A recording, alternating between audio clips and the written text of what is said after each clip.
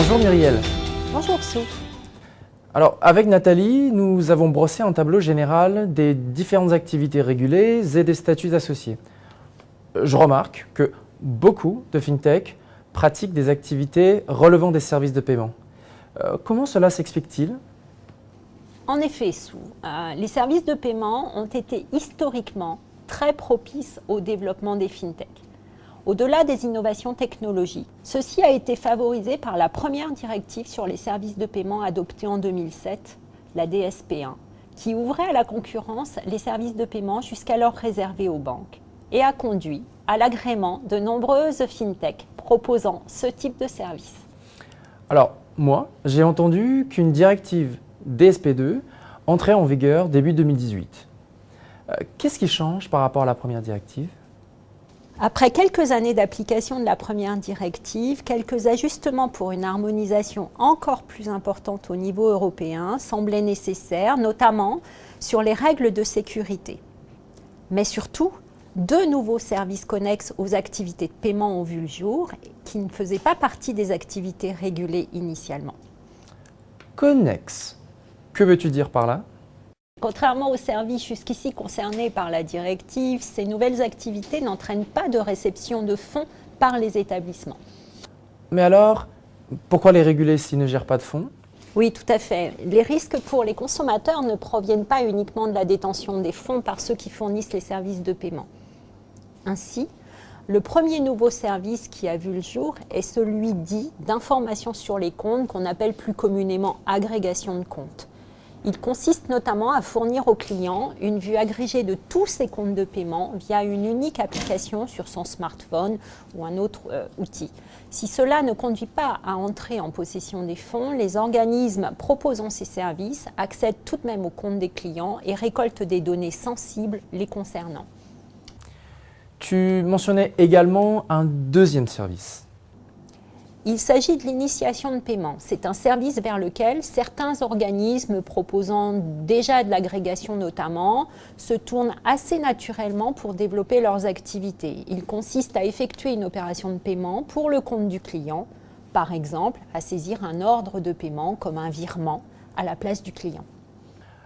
Et ces nouveaux services, ils sont donc aussi soumis à un agrément ?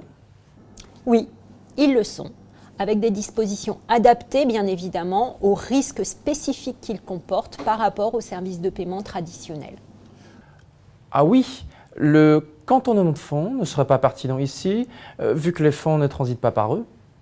En effet, les risques sont essentiellement des risques opérationnels liés à la détention des moyens d'accès aux comptes des clients, des risques de mauvaise exécution pour l'initiation ou des risques relatifs à la sécurité des données et leur utilisation.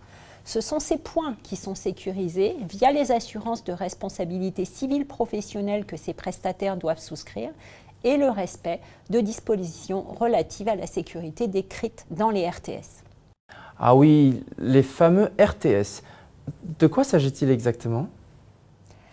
Les directives n'abordent généralement pas les règles techniques les plus précises. En général, le législateur confie à la BE, l'autorité bancaire européenne, la mission de définir ces standards techniques qu'on appelle aussi RTS. Il y a plusieurs RTS relatifs à la DSP2 qui clarifient notamment comment ces nouvelles activités doivent se dérouler pour être sécurisées, avec notamment les rôles et responsabilités des différents intervenants, que ce soit les banques, les agrégateurs ou les initiateurs.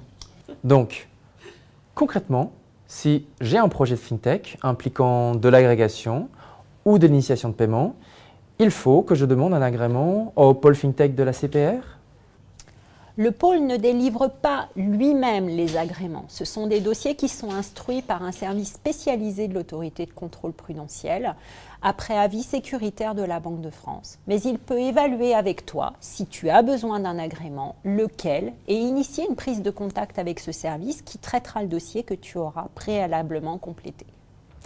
Et je le trouve où ce dossier ? Il est en ligne sur le site de la CPR et nous pouvons te communiquer les liens te permettant de le trouver. Je suis surpris. Tu n'as pas parlé d'API, alors que c'est un terme que j'entends régulièrement en rapport avec ce sujet. Une API, c'est une interface informatique qui permet à un agrégateur ou un initiateur d'accéder de façon automatique et sécurisée aux informations ou fonctionnalités nécessaires pour son activité, avec l'autorisation du client, bien entendu. Ces API faciliteront et sécuriseront encore l'activité de ces nouveaux acteurs et doivent être développés par les établissements teneurs de compte, comme les banques, d'ici septembre 2019.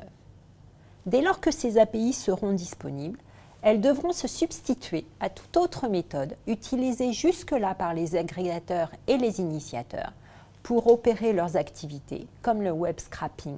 Septembre 2019, c'est encore loin. C'est pour cela que des mesures en faveur d'un développement plus rapide de ces API, ainsi que l'obligation d'y recourir quand elles existent, sont poussées par le législateur. Un certain nombre de points concernant ces API font encore l'objet d'arbitrage, mais l'essentiel est de savoir qu'elles permettront un développement des activités d'agrégation et d'initiation dans un cadre plus simple et surtout plus sécurisé. Merci Muriel de ces renseignements et je retiens bien ton conseil de prendre contact avec le pôle FinTech si je décide de me lancer.